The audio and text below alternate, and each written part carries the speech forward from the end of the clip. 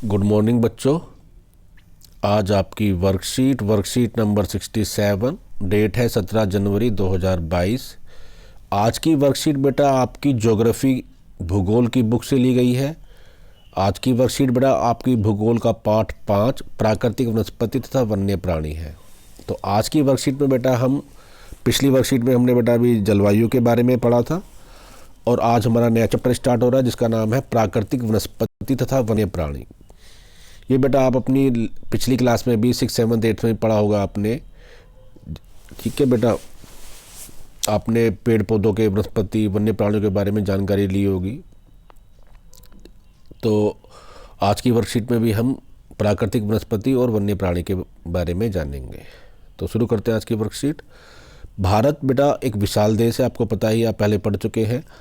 भारत विश्व के मुख्य 12 जैव विविधता वाले देशों में से एक है। तो जो बेटा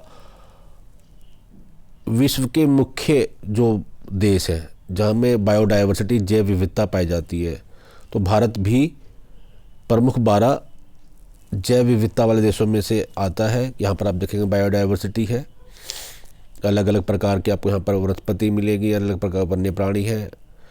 तो भारत में लगभग इसमें बताया गया है कि 47,000 विभिन्न जातियों के पौधे पाए जाते हैं, जिसके कारण बेटा यह देश विश्व में 10वें स्थान पर आता है और एशिया में 4थे स्थान पर है।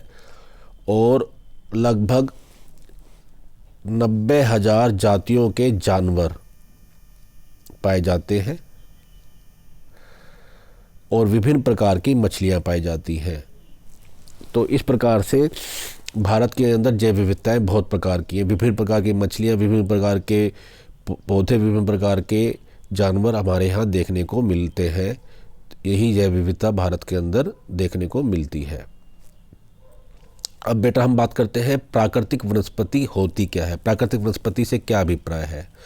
तो बेटा प्राकृतिक वनस्पति का वह भाग मतलब जो मनुष्य की सहायता के बिना अपने आप पैदा होता है और लंबे समय तक उस पर मानवीय प्रभाव नहीं पड़ता, इसे हम अक्षत वनस्पति कहते हैं।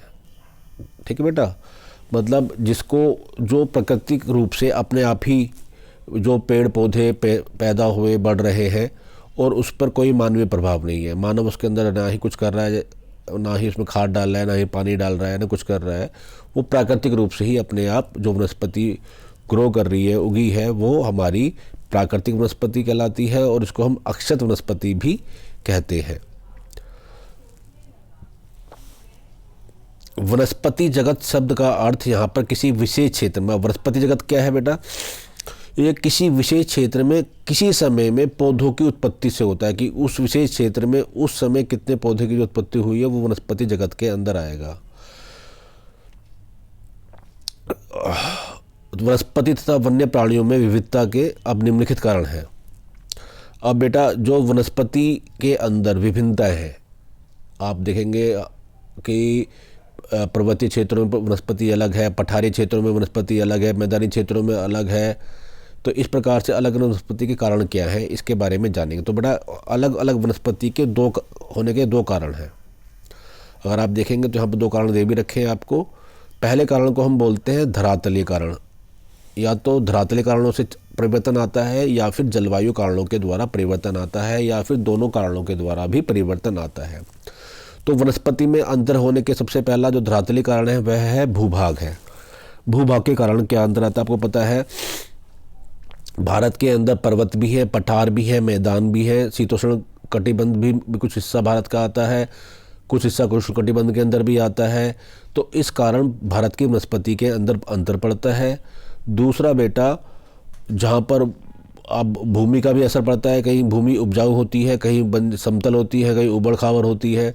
तो जो भूमि उपजाऊ भूमि होगी वहाँ पर बेटा कृषि की जाती है और जो उबड़ और समतल भूमि होती है वहाँ पर कृषि नहीं की जाती। तो वहाँ पर जंगल तथा घास के मैदान देखने को आपको मिलते हैं जहाँ पर वन्य प्राणी रहते हैं। अगला पॉइंट है बेटा आपका मृदा मिट्टी।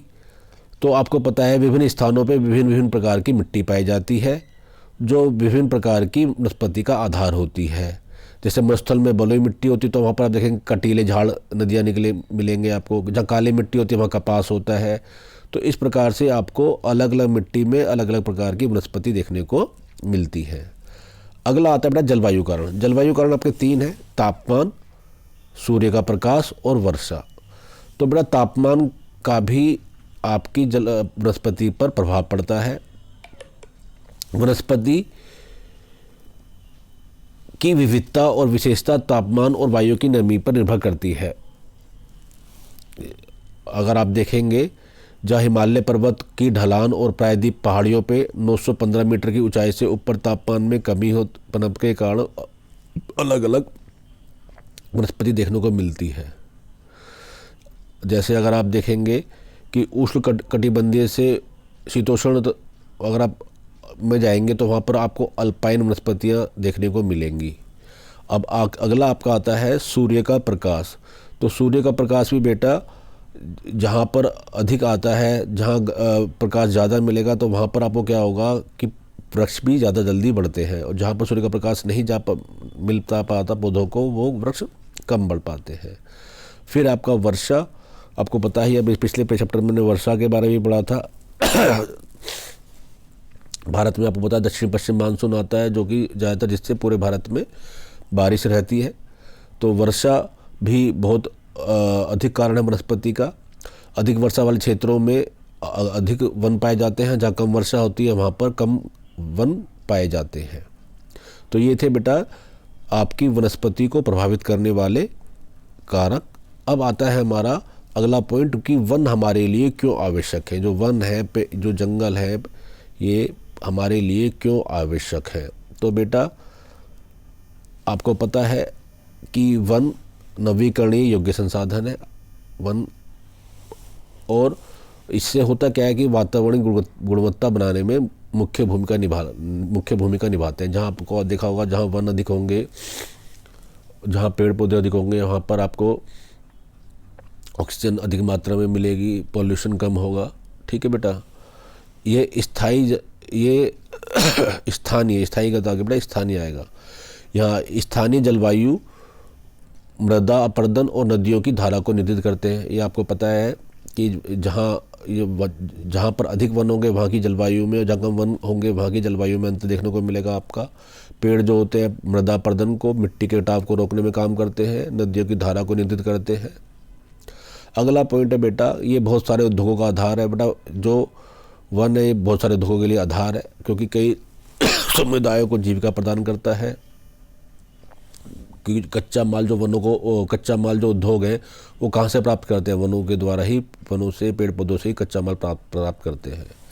इसके बाद बेटा आपका आता है अगला पॉइंट कि मनोरम प्राकृतिक दृश्यों के कारण यहाँ पर्यटकों को आकर्षित करते हैं। आपको पता ही है कि छुट्टियाँ होती है, लोग घूमने का जाते हैं, शिमला, मनाली, कुल्लू, ये ज़्यादातर इन जगह जाते हैं घूमने के लिए। तो यहाँ पर पर्यटक आकर्षित होकर इन जगहों पर घूमने के लिए आते हैं। और अगला पॉइंट है बेटा, वन मृदा को जीवाश्म प्रदान करते हैं और वन्य प्राणियों को आश्रय प्रदान करते हैं। तो बेटा ये थी आपकी वर्कशीट। आज की वर्कशीट में आपको 4 क्वेश्चन दिए गए हैं।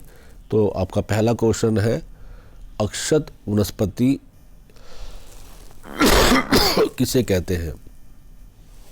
तो बेटा ये आपकी वर्कशीट में भी है कि वनस्पति का वह भाग जो मनुष्य की सहायता के बगैर अपने आप उत्पन्न होता है और लंबे समय तक उस पर कोई मानवीय प्रभाव नहीं पड़ता है, उसे हम अक्षत वनस्पति कहते हैं। अगला क्वेश्चन, वनस्पति जगत से आप क्या समझते हैं, ये भी बताया बेटा। वनस्पति जगत शब्द का अभिप्राय किसी विशेष क्षेत्र में किसी समय में पौधों की उत्पत्ति से है। अगला क्वेश्चन है कि वनस्पति तथा वन्य प्राणियों में विविधता कारण, ये भी हमने पढ़ लिया। भी 2 कारण हैं, धरातलीय कारण, जलवायु कारण। ये भी आपको मैंने बताया है, इसमें आप देख लीजिएगा कि भाई भूभाग है, मृदा है, तापमान है, सूर्य का प्रकाश है और वर्षण है। अगला क्वेश्चन है हमारा, वन हमारे लिए क्यों आवश्यक है। तो बेटा वन अभी बताया, ये भी मैंने आपको कि वन नवीकरणीय संसाधन है, वातावरण की गुणवत्ता बढ़ाने में भूमिका निभाते हैं। ये स्थानीय जलवायु, मृदा अपरदन तथा नदियों की धारा में वितरित करते हैं। बहुत सारे उद्योगों का आधार है, कई समुदाय को जीविका प्रदान करते हैं। मनोरम प्राकृतिक दृश्यों के कारण यहाँ पर पर्यटक आते हैं। पवन तथा तापमान को नियंत्रित करते हैं और वर्षा लाने में भी सहायक होते हैं। ये सब इसकी विशेषता है, वन क्यों आवश्यक है। तो बेटा ये थी आपकी आज की वर्कशीट, इसको समझ ही करिए। धन्यवाद।